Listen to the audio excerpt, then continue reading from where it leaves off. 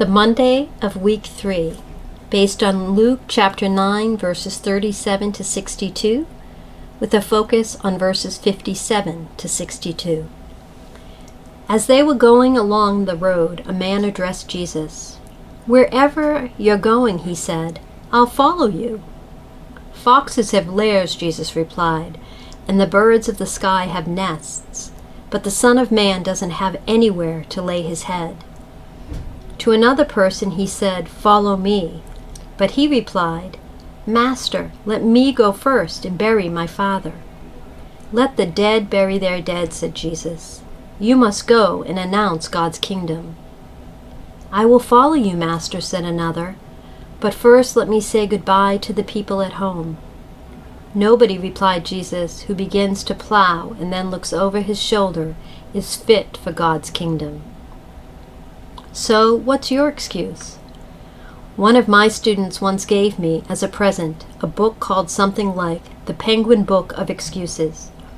It was supposed to remind me of all the times when he turned up late, or not handed an essay in on time, and had come up with more and more wonderful reasons for why things hadn't worked out.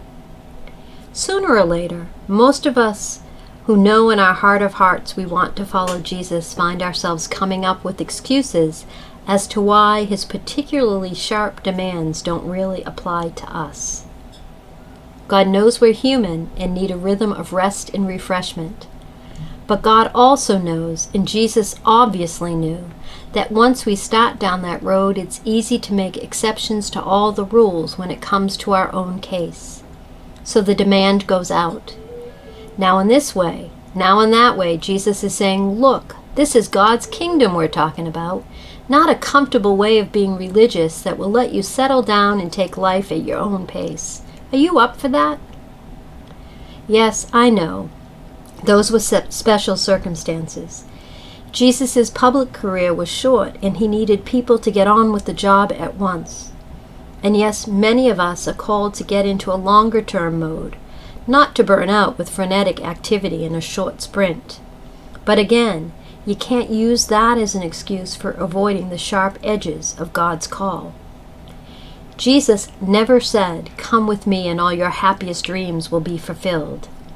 He said, "Take up your cross and follow me." Don't expect an easy time. Having nowhere to call home may come with the job. Don't expect that you will be able to fulfill all your social obligations.